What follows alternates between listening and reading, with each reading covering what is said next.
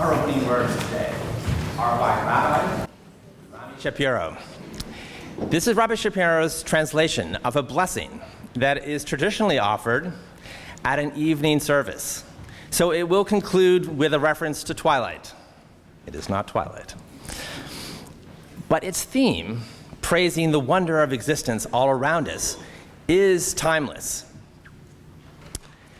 Bless Adonai, who spins day into dusk. With wisdom, watch the dawn, gates open. With understanding, let time and seasons come and go. With awe, perceive the stars in lawful orbit. Morning dawns, evening darkens. Darkness and light yielding one to the other, yet each distinguished and unique. Marvel at life. Strive to know its ways. Seek wisdom and truth, the gateways to life's mysteries. Wondrous indeed is the evening twilight. We light our chalice today in honor of daylight, in honor of twilight, and in honor of the light of reason within us, seeking wisdom and truth amidst life's wondrous mysteries and amidst all this glorious happening. Our opening hymn today is 298, Wake Now My Sense.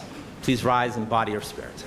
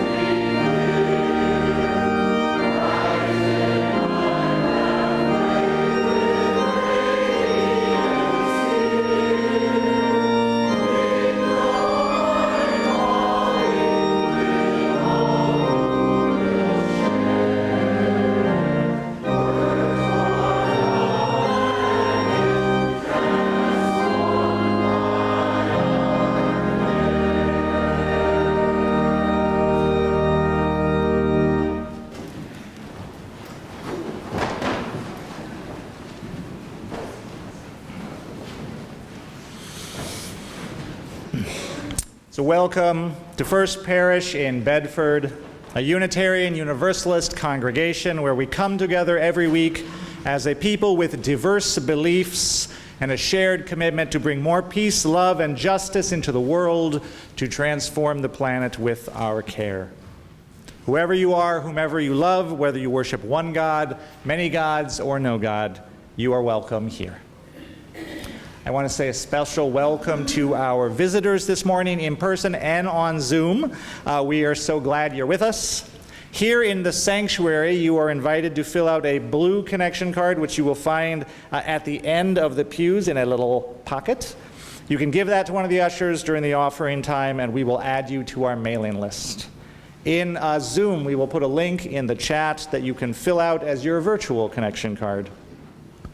Parents and caregivers of little ones, there's a nursery available downstairs for your convenience, but we are always delighted to have our littlest ones here in our sanctuary as well. After the service, everyone is invited to join us for coffee, tea, and fellowship in the common room and upstairs in the quiet room in 201. Few announcements today. I want to thank everyone who came out to the jazz concert last night, which was the last music committee concert of this church year. So I want to give a big thanks to the music committee for a year of wonderful concerts. And thank you to Dean, Buffy, Dave, Steve, and Emery for rocking the house last night.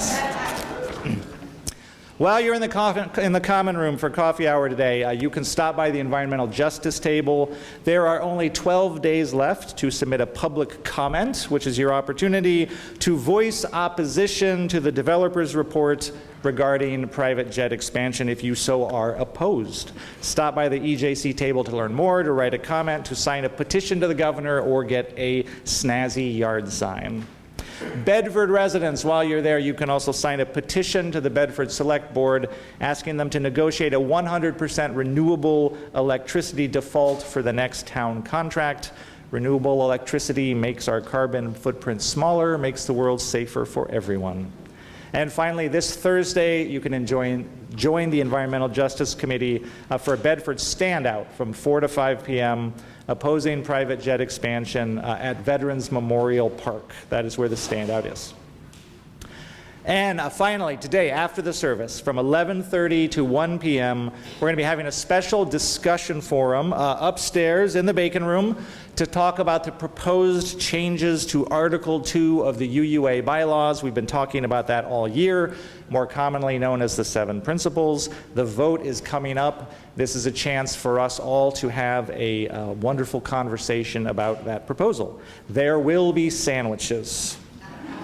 You can also join on Zoom, but you will have to provide your own sandwiches. Now, I would like to invite members of the Environmental Justice Committee up to say a few words as our Spotlight Committee of the Month. What is the mission of the Environmental Justice Committee, also referred to as EJC? It's to help facilitate and coordinate action around environmental and climate justice, to live fully our 7th principle, and to achieve our vision of a viable and just world for all. We would welcome new members joining the committee.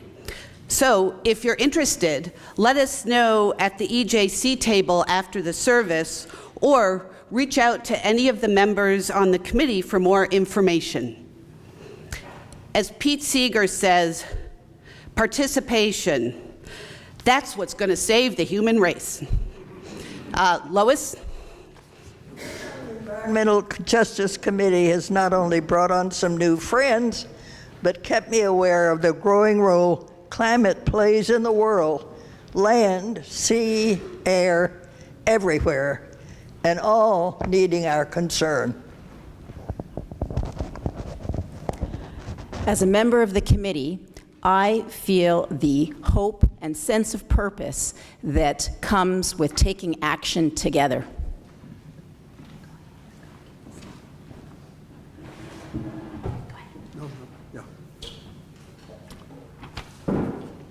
I have come to realize during my tenure on the EJC that all my life I have consumed the products of our industrial and agricultural systems based on minerals and plants clawed from the earth at horrific environmental costs, then disposed of the junk and waste from this consumption, causing additional destruction.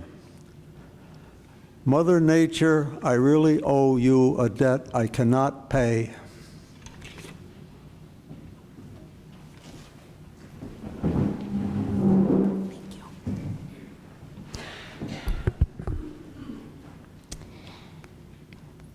Because our collectively continuing on with the status quo is what drives climate change, which affects the most vulnerable of the world first and worst, I am called to action. Having loved ones in India, and because my 5-year-old self's sense of that's just not fair has never left me, the injustice of climate change has been a source of despair for me. Working with the fabulous people of the Environmental Justice Committee has been an antidote to that despair. We collectively energize this congregation and beyond to do the sometimes personally inconvenient but globally significant actions that will get us all away from the status quo and to a more just world. What we do is also personally energizing. Hope you will join us in whatever way you can. Hi, I'm Marjorie Romer. I live at Carlton Willard Village, where we've started a pretty active third act group. If you're interested in third act, ask me about it. This is my first year on the EJC, and it's been a way for me to connect with other people who care as I care about the environment and about our democracy. So it's been a way for me to enlarge my life and connect with Bedford and connect more with this church. So it's been a great experience.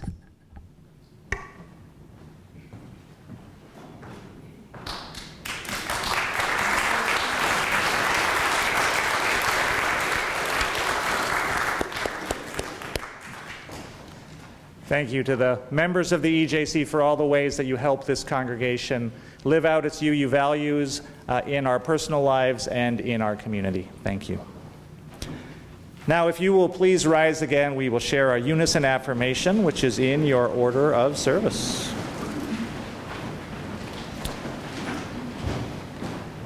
Love is the spirit of this church, and service is its law. This is our great covenant, to dwell together in peace, to seek the truth in love, and to help one another.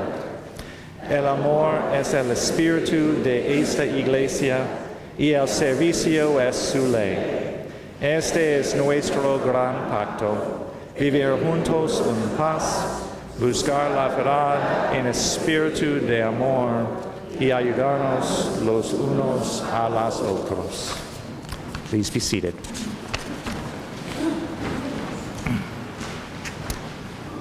All right, this is our time for our story for all ages. So families out in the Zoomosphere, this is a good time to gather around the cozy blue glow of your device.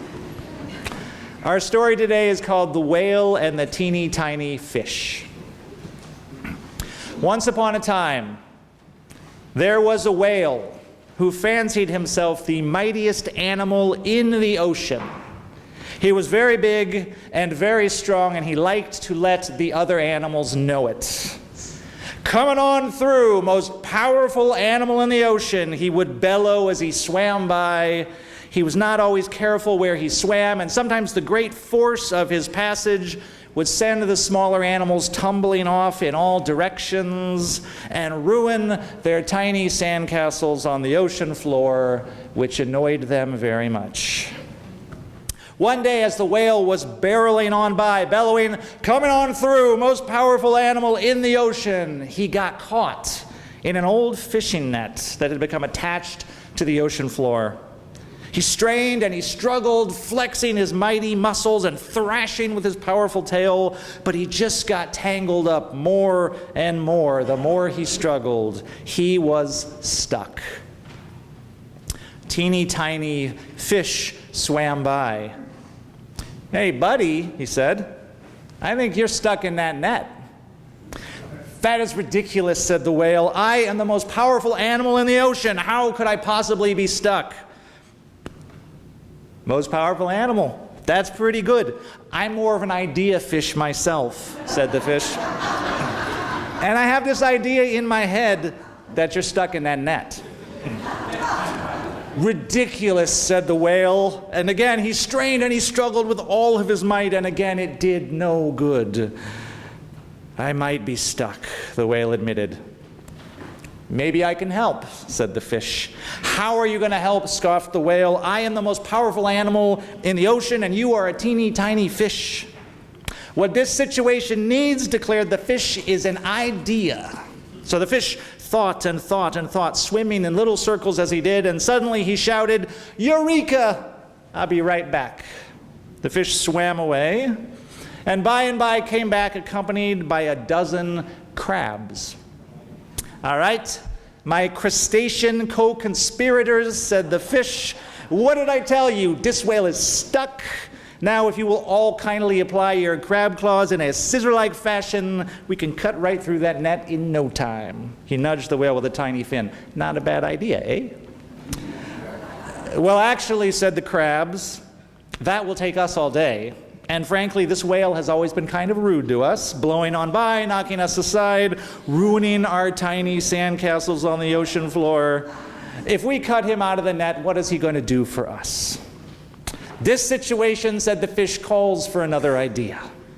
So he swam and swam and swam in little circles, thinking all the while, until he shouted, "Eureka!" And the teeny tiny fish swam over and whispered a question in the whale's ear.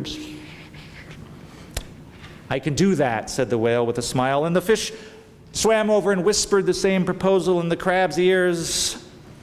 "It's a deal," they said, and with that the crabs used their claws to cut through the fishing net until the whale was free. "Ah, I am so glad to be out of that net," cried the whale in relief. "Thank you. Now are you ready for my part of the bargain?" And the fish and the crabs looked at each other. "Blowhole rides!" And for the rest of the day, the teeny tiny fish and the crabs took turns sitting on the whale's blowhole. With a mighty blast, he would shoot them, laughing high, high, high up in the air until they splashed back down into the water. It was the best day ever. And the whale learned that it was more fun to make new friends than to barrel on by. The moral of the story is that sometimes the most powerful thing in the ocean or even the world is not a mighty whale, it is a new idea. Thank you for sharing our story today. We are going to sing the children out to their religious education classes with Jason Shelton's Children's Blessing. The words are in your order of service.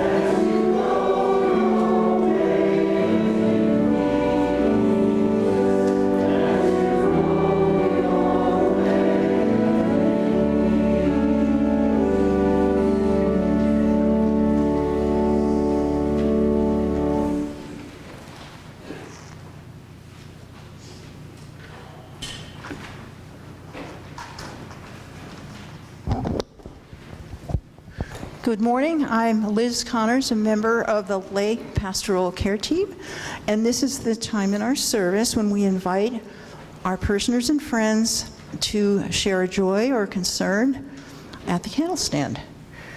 If possible, keep your comments brief. After the sanctuary folks, we will hear from people on Zoom, and I will be at the candle stand at the end of the service if someone wishes to light a candle in private. This community of care and connection is supported by people who choose to co-create it week after week in so many ways, by acts of volunteerism, by the sharing of time and talent and energy, and by the simple gift of showing up week after week to be with each other, to witness each other's joys and sorrows, to share ideas, to inspire and encourage one another. It also relies on your financial generosity, freely given as you are able. And so each week at First Parish, we take an offering as one way to support the ongoing life of this community. The offering will now be taken. May it be joyfully given.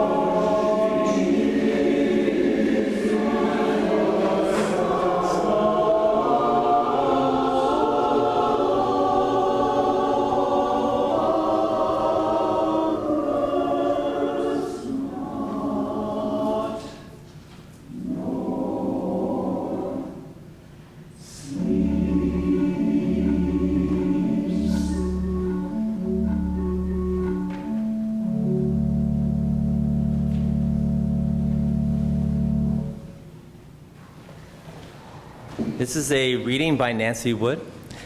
My help is in the mountain.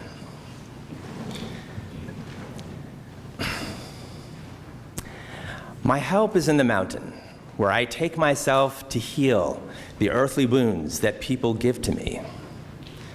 I find a rock with sun on it, and a stream where the water runs gentle, and the trees which one by one give me company. So must I stay for a long time, until I have grown from the rock, and the stream is running through me, and I cannot tell myself from one tall tree. Then I know that nothing touches me, nor makes me run away. My help is in the mountain that I take away with me.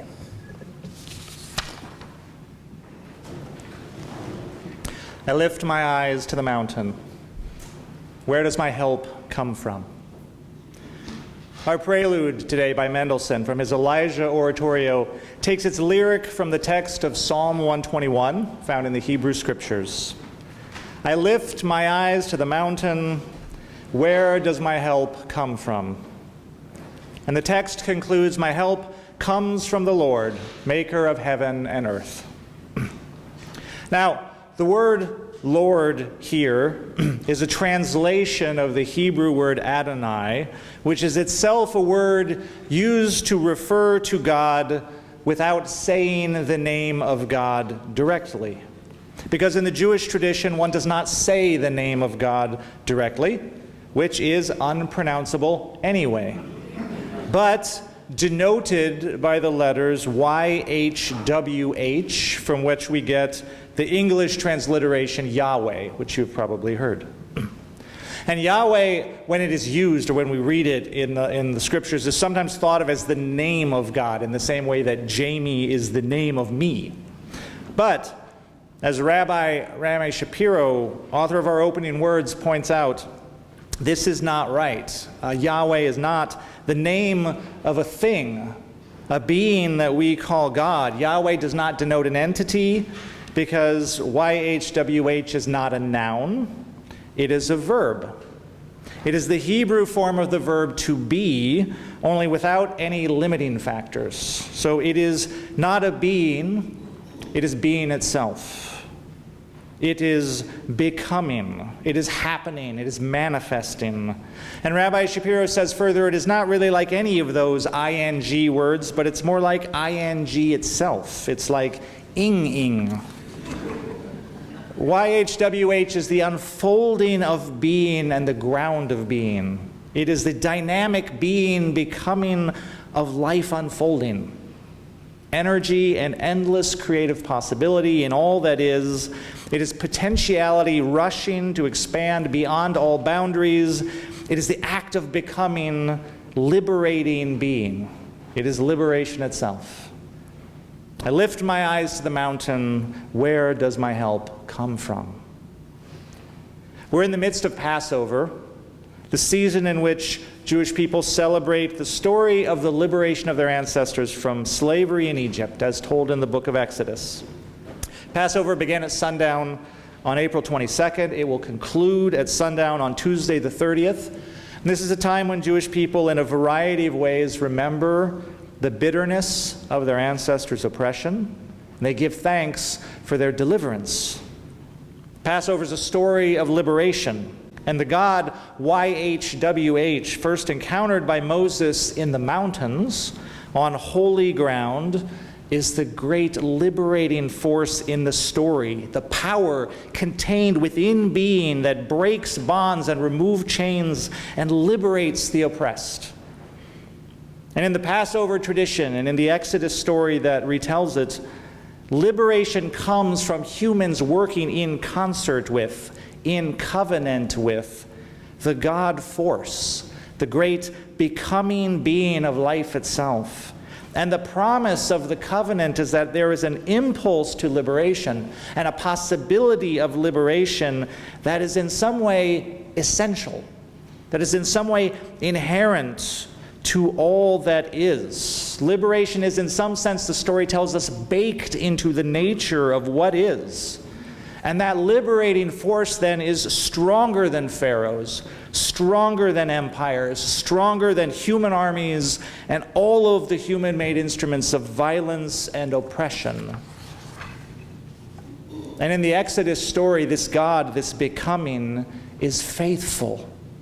We are never divorced from the possibility of liberation, no matter how far it may seem. We are never divorced from the possibility of liberation, whether that is liberation for us personally, from whatever snare we are personally ensnared in, or whether that is liberation for a people, a freeing from oppression. We are grounded in freedom because we participate in God, the great being becoming. And sometimes the most powerful force in the world is an idea. And the Exodus story is the idea that we are meant to be free, that we are made for freedom in some way. It is a profound vision of liberation, one of the most powerful and hopeful ever told, and one that people everywhere have used and still use to understand and inspire their work for liberation. When I was doing social justice work in Indianapolis in many different traditions, my colleagues returned again and again to the story of liberation, to that hopeful promise that we are made for freedom. What liberates us? What grounds us? I lift my eyes to the mountain. Where does my help come from? The Exodus story invites us to ask, what are the forces that free us? Now, we Unitarian Universalists, we're a theologically diverse bunch, and we understand the forces that free us in different ways. But at the heart of this religious tradition is also the idea that we are made for freedom, that we are meant to be free, and that we are called to participate in the work of liberation for all of us. So this year we've been talking about the proposed 7 core values of Unitarian Universalism, which would, if passed by vote at the General Assembly coming up here in June, become the new statement of our principles and purposes in the UUA bylaws. They would become the new covenant that our congregations enter into. We're going to be talking about this after the service today, again at 11:30. The proposed values are justice, equity, transformation, pluralism, interdependence, generosity, and love, with love at the center, and the other 6 values spiraling around love as kind of an intertwined, interconnected whole. To these 7 proposed core values, the amendment process has introduced 2 additional values. Those values are reason and peace. And so for the sake of completeness, we're going to talk about these values as well. Reason this week, peace on May 12th. And this is the proposed text, claiming reason as a core value of Unitarian Universalism. Reason. We search for truth and meaning informed by reason, evidence, and the results of science, motivated by wonder, curiosity, and compassion. Read that one more time. We search for truth and meaning informed by reason, evidence, and the results of science, motivated by wonder, curiosity, and compassion. So, once upon a time, back when I was 16 or so, I was working outside in a neighborhood not my own, painting a teacher's house to earn a bit of extra money for the summer. While I was taking a break, a passing neighbor came over from the sidewalk to engage me in conversation. He was an older person, and for some reason, after some, pleasantries, chit-chat, the conversation turned toward religion. I'm sure that he must have asked me about the Bible, this being Indiana, and I probably told him that that wasn't really my jam at this exact moment in my life. I was going through a period of religious exploration. As it happens, I had stopped identifying as Catholic a few years ago. I was reading a lot and thinking a lot, and I told him about my interests in meditation, Eastern philosophy, quantum mechanics, what is the nature of reality, right? My wrestling with, is there a soul? What's our relationship to that? What is creativity? All of these kinds of questions that I was thinking about. Then after a while, he said to me, "You're a thinker." And that's good, he said. But be careful about thinking too much. It can lead you away from God. And If his entire purpose had been to turn me off of whatever form of organized religion he was selling, he could not possibly have done a better job. Because the idea that thinking could separate one from God, or whatever one chooses to call the sacred, or the divine, or the Tao, or ultimate meaning, right? That was instinctively anathema to my teenage self. I didn't know about Unitarian Universalism at the time. I wouldn't hear those words for more than a decade. But many years later, when my now wife asked me if I wanted to attend a UU church with her, I asked, will I have to pretend I believe in something I don't believe in? And she assured me that no, I would not. And the free and responsible search for truth and meaning, the confidence in the power of reason, the veneration of the independent, questioning mind, the respect for the individual right of conscience, these have always been the hallmarks of Unitarian Universalism. And if that had not been true, I would never even have gone through the doors of that congregation. That is not what kept me there. What I fell in love with about the church actually was singing hymns, of all things. But freedom and reason were the essential preconditions of my participating in this religious tradition, as they are for so many. Sometimes the most powerful force in the world is an idea, and one of the most powerful ideas in history is the idea that people should be free to think for themselves, as a corollary and a consequence and a protector of the idea that people should be free, that we are made for freedom. And this tradition of ours has always been a protector of that idea. We believe in the sanctity of the free mind as a precondition of the free spirit, as a precondition of human dignity, as a reflection of our inherent worth and dignity. One day, when he was a young boy, William Ellery Channing, later the great Unitarian founder, William Ellery Channing's father, took him to town on some business, and on the way they stopped to listen to a traveling preacher. This would have been in the 1780s. And the preacher preached what was the standard Calvinism of his day, which would have emphasized the utter depravity of the human spirit, the sinfulness that we are all mired in, the threat of hellfire that awaits us all at Judgment Day from an angry God, and the fact that that judgment had already been made at the beginning of time, your eternal destiny. And young William Ellery Channing was stunned by that sermon. And they drove home in silence, the boy up front in the carriage with his father, reflecting desperately on the terrible predicament that they were in, the terrible fate that threatened him, his father, everyone he loved, and what on earth were they going to do about this? And then he heard his father start to whistle. He was whistling a cheerful tune as he drove the carriage home through the night. And in that moment, young Channing had a revelation. His father didn't really believe it. He didn't believe it because no one could really believe such a thing about reality and go home whistling carefree into the night. So I don't have to believe it either, he decided.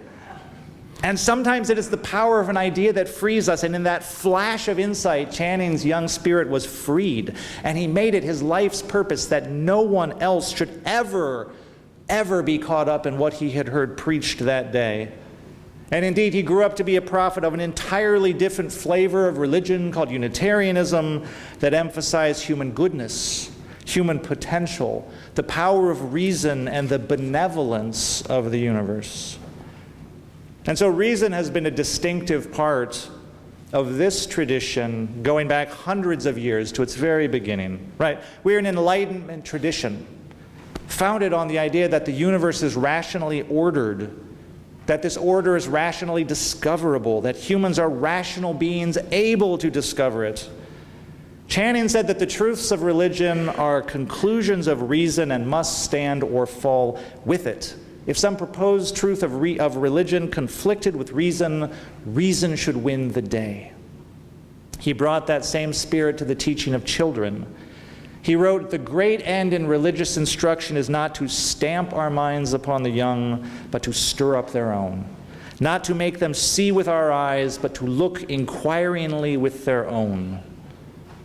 And because Unitarians and Universalists believed that reason and religion were in accord, they were early adopters of the theory of evolution as an expression of the creativity of the universe itself. And so it seemed natural to them that religion itself should evolve, and it did. They encouraged freedom of thought and questioning, so people did. And so this tradition brought in more and more ideas. Spiritual insights of other religious and ethical traditions expanded our theological circle wider and wider to include humanists, atheists, agnostics, skeptics, then mystics, pagans, feminists, deep ecologists, and more. And behind all this change and development, underneath it all, was this freeing idea that people should think for themselves, discern for themselves, look for themselves, see the wonder of the world, and find our place in it. See the wonder of the world and find our place in it. A few weeks ago, there was an eclipse. You may have heard about it. And a little bit north of here, the eclipse was total. Here in Bedford, where Suzanne and I stayed put, it was a 93% eclipse. So we sat out our chairs out on the lawn, and at the appropriate time, we took our special glasses and we kind of took quick peeks at the sun, right? And we were like, neat. Look, the sun is a little crescent. Normally it's a circle, now it's a little crescent. Neat. Meanwhile, our kids were in Bloomington, Indiana, where the eclipse was total. And they were texting us about this amazing experience that they were having, like nothing else they had ever seen in their life. And for now, I am given to understand that the difference between 93% and 100% for an eclipse is the difference between neat and a life-changing experience of awe and wonder. And awe and wonder are religious values, perhaps the foundational values of religion. Right? Einstein said the most beautiful thing we can experience is the mysterious, the source of all true art and science. He said, "He who can no longer pause to wonder and stand wrapped in awe is as good as dead. His eyes are closed." Today, with access to our ever-expanding scientific understanding of the creation story of the universe, the scientific creation story of the universe, reason and science tell us that all life arose from a single, continuous, ongoing process of creation. Right? The same physical process that sparked the atoms into being, that pulled matter and energy into orderly patterns, that gave rise to galaxies and stars and planets and lawful orbits, that ultimately gave rise to life in all of its myriad of forms, all the same unfolding of being. The scientific creation story that our reason unveils before us tells that everything is fundamentally interconnected. The same critical tool of reason applied to our planet, Earth, increasingly tells us the same story, right? We are interdependent, interconnected beings within richly complex ecosystems governed by subtle interactions. And so the story that reason and science reveal to us about the universe and our place in it, it's humbling. It's awesome in the true sense of the word. It is wondrous. It is astonishingly beautiful in its mystery. And so reason and science are not just a means to spiritual freedom, if the word just is not misapplied there. Reason and science are not only a means to spiritual freedom, they ground us in a vision of the universe and of life and of being unfolding that is awesome. And they ground us, therefore, in gratitude and humility, in the sense that we are part of something truly grand, and that there is always some new wonder around the corner just waiting to be discovered.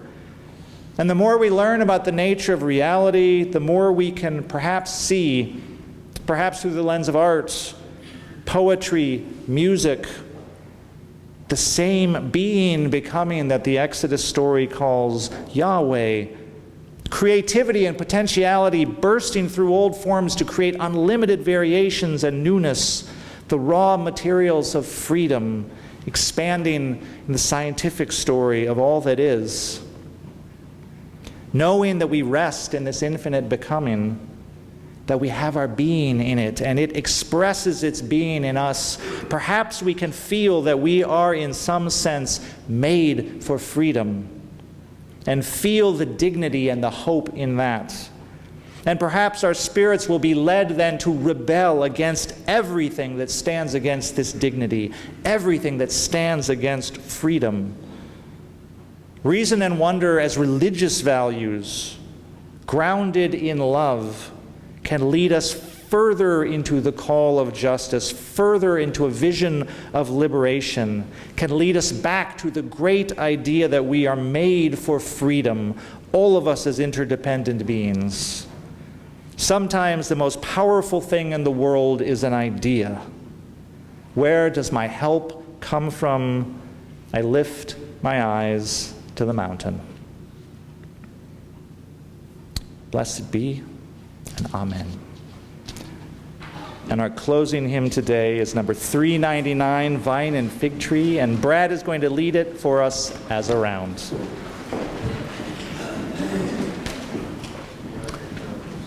So let me explain how this works. Page 399, Vine and Fig Tree. So as Jamie said, it's a round. But of course, the way they print it in our hymn book always makes it a little more difficult than it should be, right? So I was going to do it rather slower, but the choir this morning when we were rehearsing it were like, no, it has to be fast. So you know what? Let's ask this question. How many people have sung this before? How many people have not sung this before? You're going to have a good time. So it does go rather fast, and I'll tell you the tricky part to this hymn. So you sing the first part 2 times, and you sing the second part 2 times. That's not difficult, but it's getting back into it after you finish that second part, because it's fast. And it's got that sort of Hebrew dance feeling to it. So if you can't sing it, you can dance. So anyway, let's have Sandra play it for us, and let's have you stand in either body or spirit, and let's see what happens.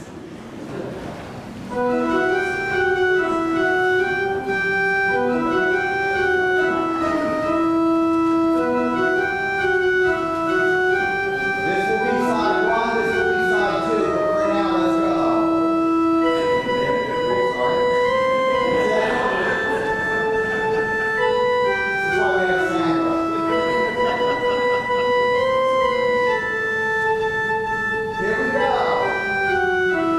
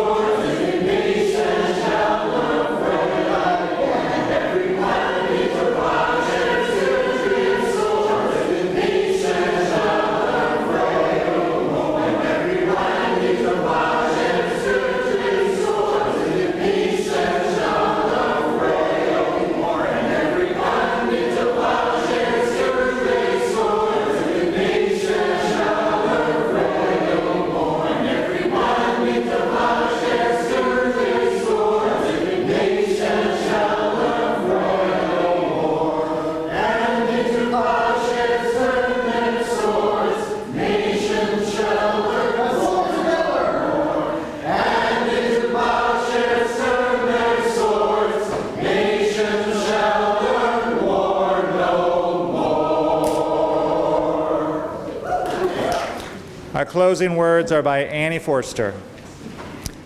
Come we now out of the darkness of our unknowing and the dusk of our dreaming. Come we now from far places, come we now into the twilight of our awakening and the reflection of our gathering. Come we now all together. We bring unilluminated our dark caves of doubting. We seek unbedazzled the clear light of understanding. May the sparks of our joining kindle our resolve, brighten our spirits, reflect our love, and unshadow our days. Come we now enter the dawning. Go in peace.